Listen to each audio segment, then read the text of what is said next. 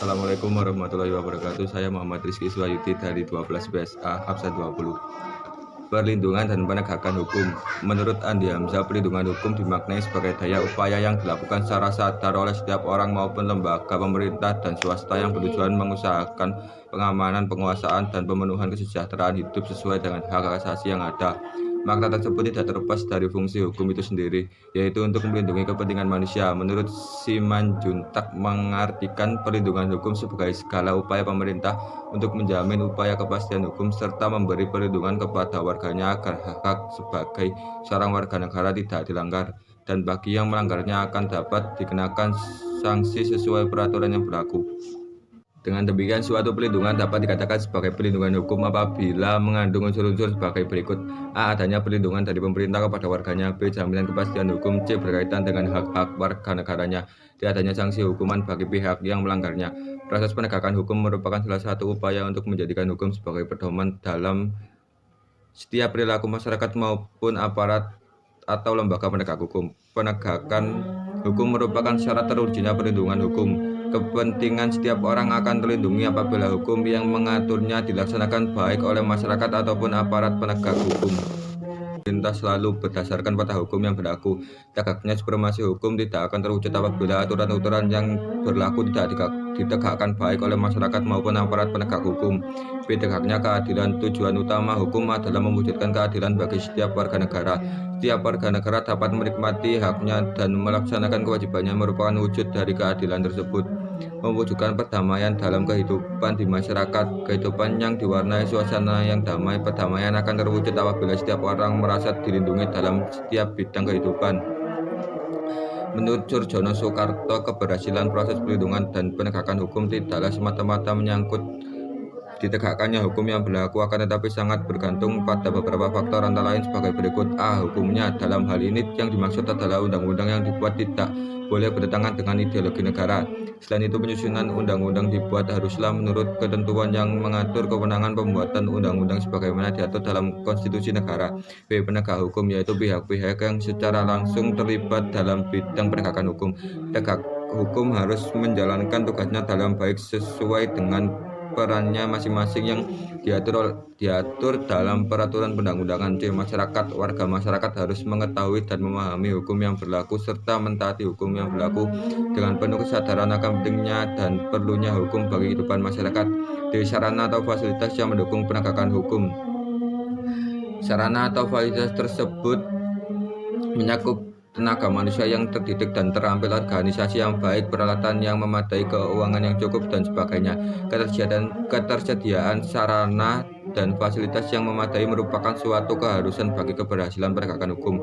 Kebudayaan, yaitu sebagai hasil karya cipta dan rasa yang didasarkan pada karsa manusia di dalam pergaulan hidup, nilai-nilai di mana apa yang dianggap baik sehingga dianut dan apa yang dianggap buruk sehingga dihindari. Peran kepolisian, hakim, jaksa, advokat, dan KPK.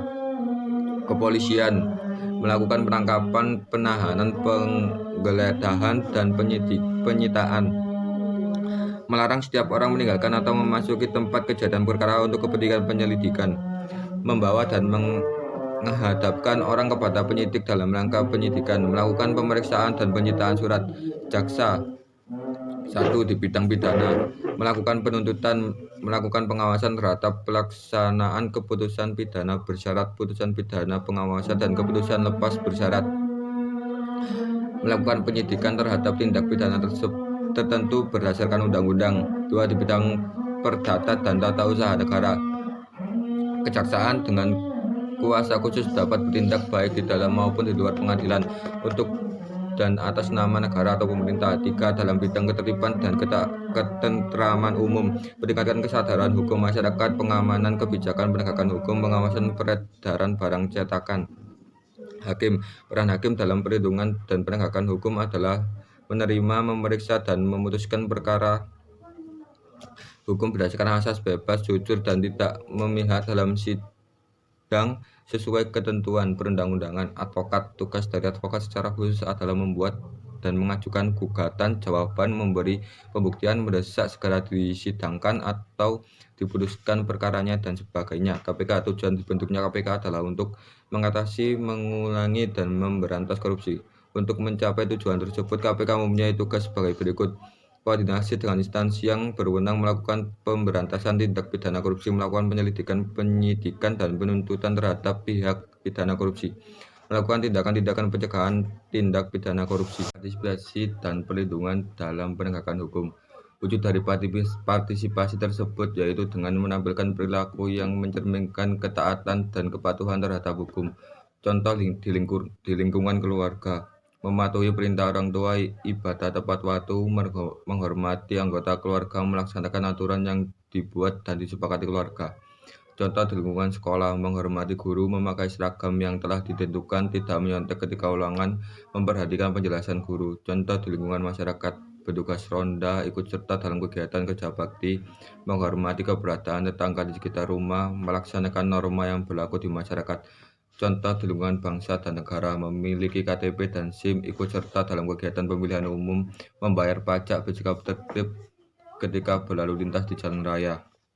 Kasus pelanggaran hukum di masyarakat, misalnya pencurian seperti yang sering dihadapi masyarakat. Sebagian masyarakat masih belum menyadari bahwa pencurian adalah tindakan kriminal dan akan ditindak tegas sesuai dengan hukum yang berlaku dan denda.